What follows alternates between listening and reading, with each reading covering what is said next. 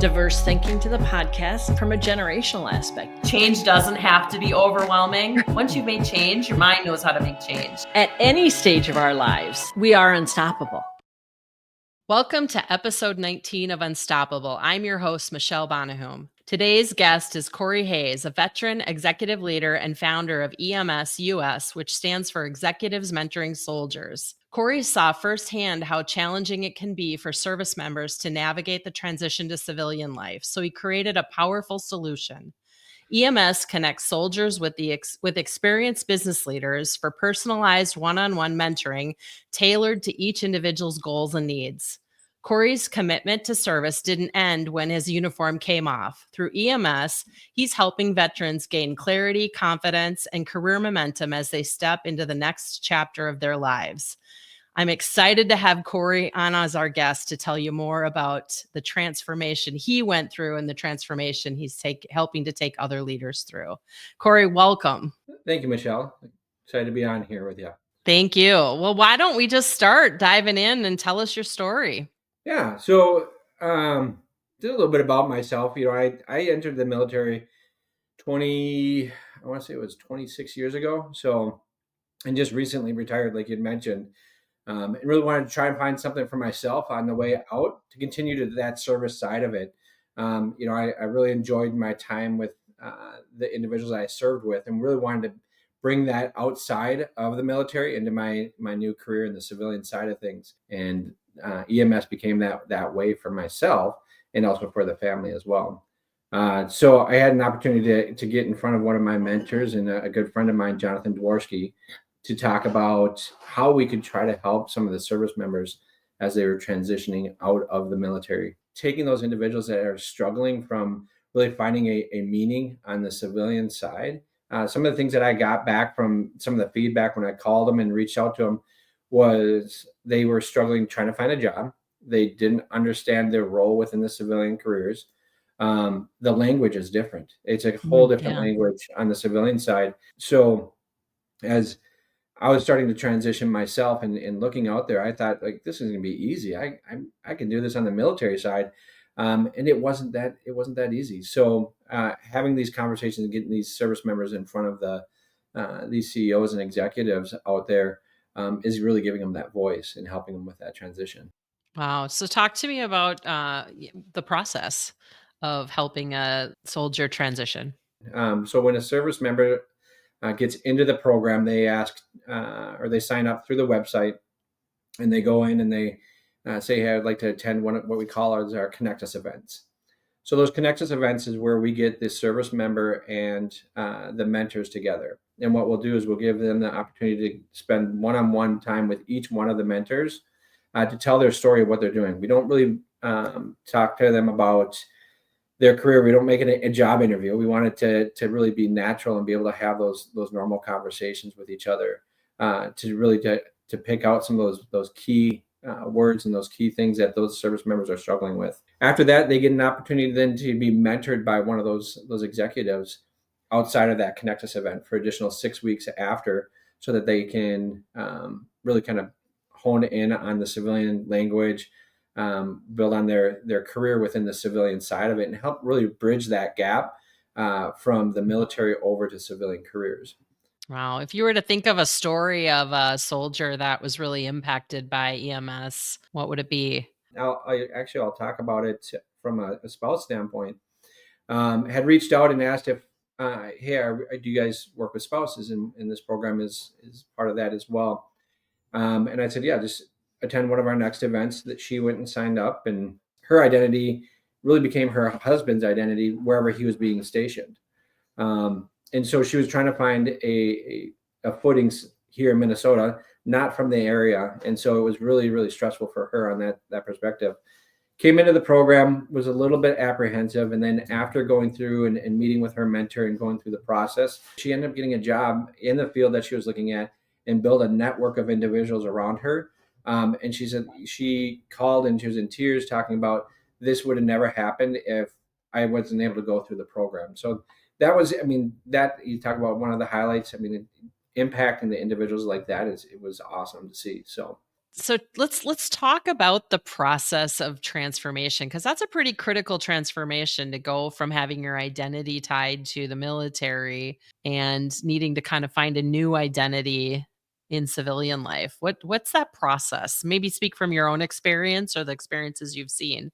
Yeah, I'll speak from my own experience, and I think my experience really relates, to almost every service member as they're transitioning. There was that idea like, hey, I've got this figured out. I've done well within the military, and I think the transitioning over to the civilian side should be easy. Um, I found out really quick it's not. It's not an easy transition, Yeah.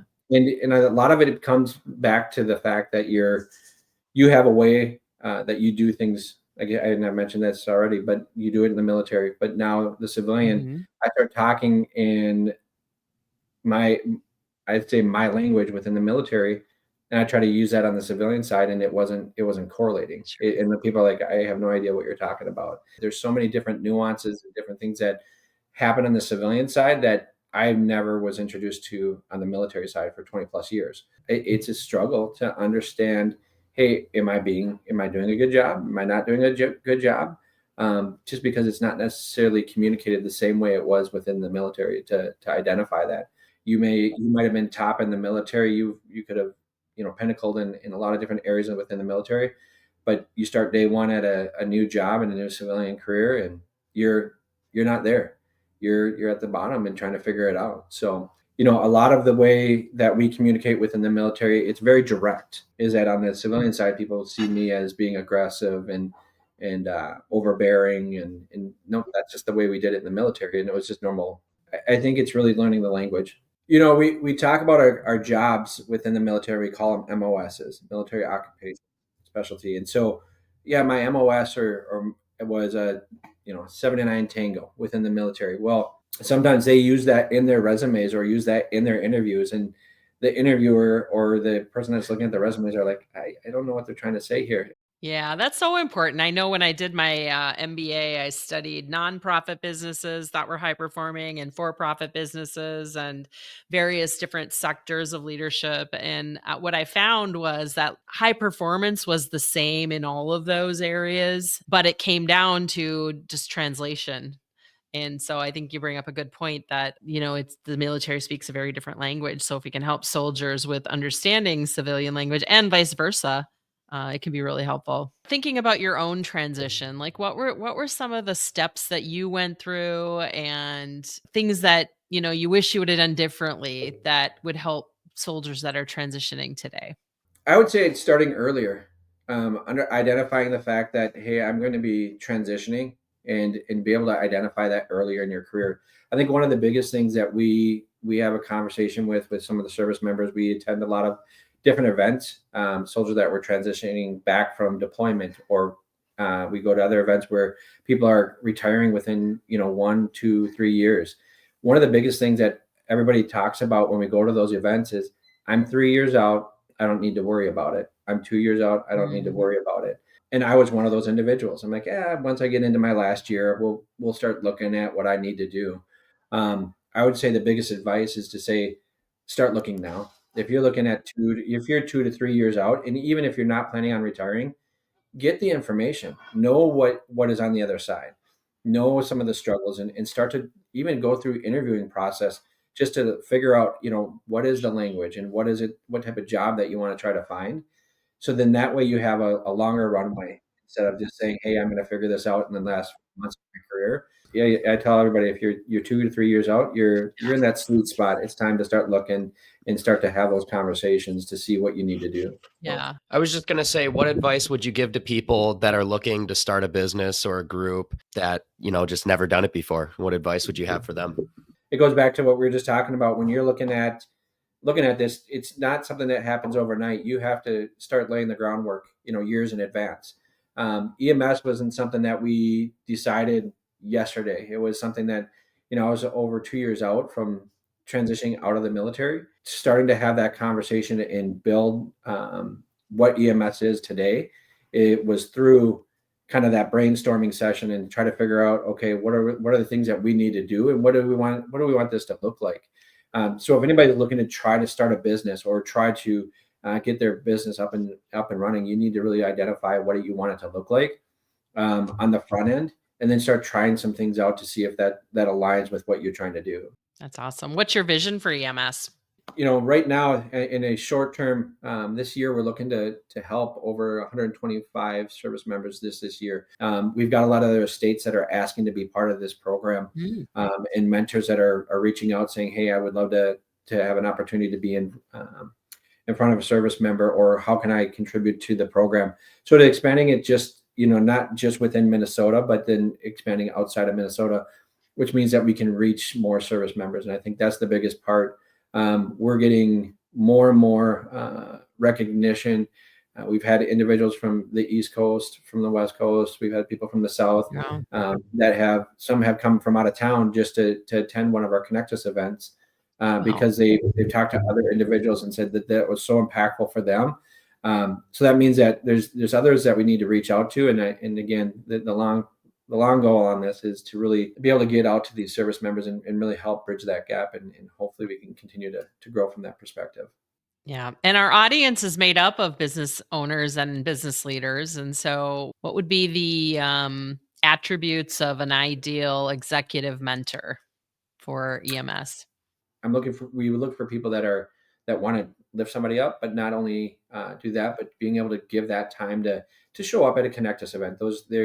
The biggest commitment on that is giving 3 hours for that event.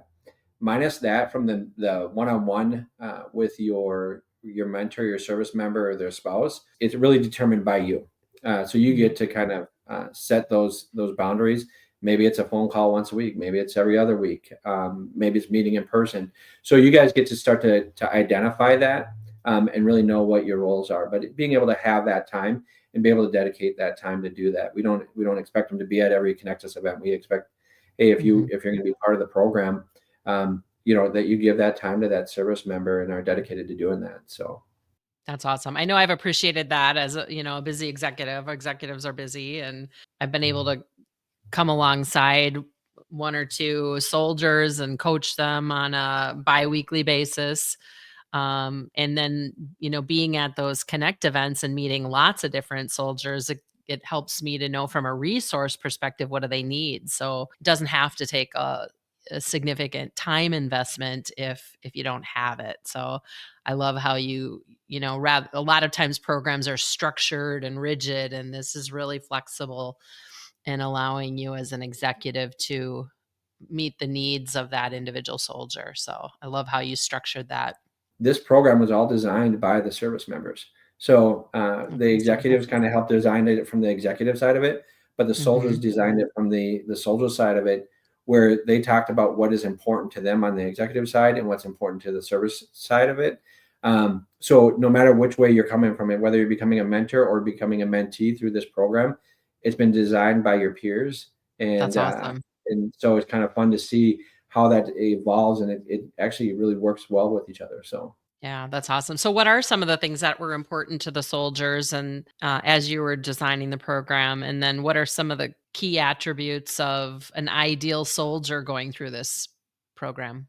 yeah, I would say some of the key things that I saw from a soldier and what they were looking for is really just guidance, just having a voice. Nowhere else are you going to have an opportunity to sit down with 7 to 8 different CEOs and executives to tell your story and not make it an interview. It's hey, just tell me about what you're trying to do.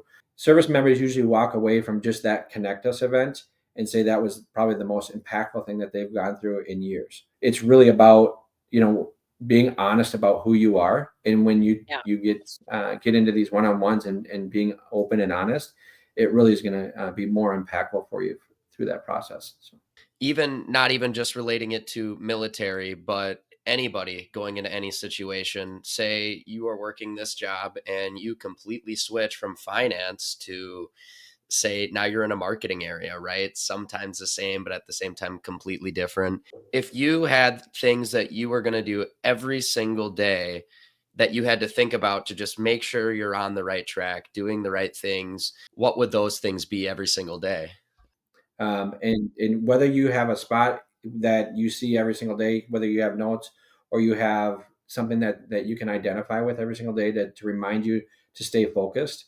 I think that's a key part, is to stay focused no matter what's going on in your life, because there's going to be so many obstacles that are going to draw you away from that, or something else is going to come up, that you got to stay the course.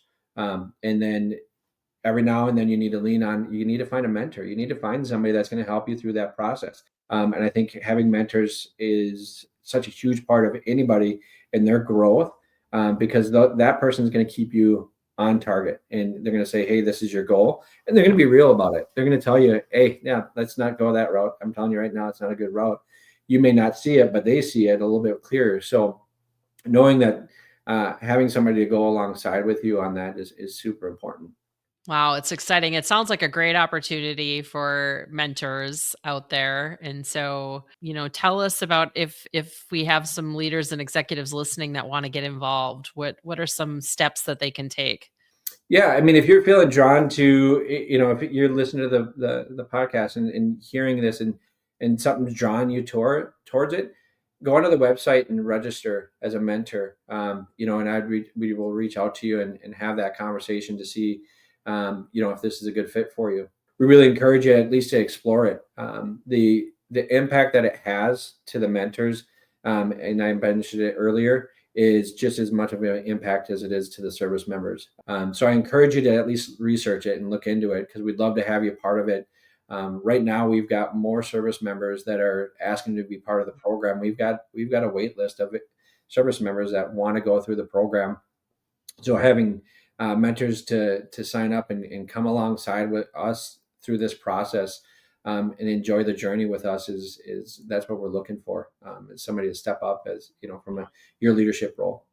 Yeah. Well, what I've loved about it is I can step in as me and bring the strengths and skills that I bring, so it's not a huge learning curve, and I can customize it to the way that works. And so I just encourage you as leaders and executives that, if you are in a place where you want to give back, this is a wonderful nonprofit to be able to give back to soldiers who have served our country, and to be able to help them. And I've found that, I've been able to build a really great network of other executives and business leaders as well, because if there's something that I can't provide to a soldier, I can reach out to other executives, and vice versa. So it's a wonderful way to be able to build your own network of other business owners and leaders as well. Corey, on the business side, what would be the greatest thing you think you've learned when building your business? If you're looking at building a business, and this is something that came from my mentor, is just stay patient, and really just kind of analyze how things are going, and always come back to it. Like, circle back and take a look at, how did things go? What can we change? And always try to develop from there. Instead of try to say, here's the end goal, I got to get there as fast as I can. Especially with this organization, I think we would have ran into a lot of obstacles and a lot more, and it would have been very difficult to move forward with this. Where we were able to really kind of take it nice and slow, and introduce certain things, and really be able to listen to the service members and also the mentors, to what their needs are in this process to build it. As I was talking about before, that's, a highlight from that, and taking that patience and learning from both sides of it to build the program. Well, I think it's important to start with, the mission and vision and values first, to know what are you doing and why, and then to build towards that. And I see business leaders get a great idea, and every great idea is not the right opportunity for now. And so I feel like it's important to really build a solid foundation first, and to, like what Corey said, then make sure that you're taking the steps that are necessary to line up to that, especially in a world of technology where we have a lot of opportunities coming at us. It's too easy to go after the wrong opportunities. And so if you have that solid foundation in place, then you build for that. And it sounds like, Corey, that's what you've done, is you listened first to your customers, both your mentors and your soldiers, and you built based on what they needed. And now you're adding value to that in the strategies that you're deploying. Thank you, Corey, for being a part of our podcast. I can say that having been a part of the organization has been a huge blessing for me. Look forward to continuing to grow with you, and I hope that our audience that sees value in that as well. So thank you for your time today. Yeah, thank you. Appreciate it. Thanks for listening to Unstoppable. If you found this episode valuable, please like, subscribe, and share. At Vision One, we help business owners and leaders navigate critical transitions. Whether you're growing, buying, or selling, or transitioning to the next generation, if you're feeling stuck or need extra support, visit us at visiononeperformance.com to learn how we can help. And don't forget to check out our book, Unstoppable: 7 Simple Steps to Get Unstuck, Make the Big Change, and Unlock Your Potential. It's free on Audible, so you can find the link on our website. Remember, the only limits are the ones you set. Stay unstoppable, and we'll see you next time.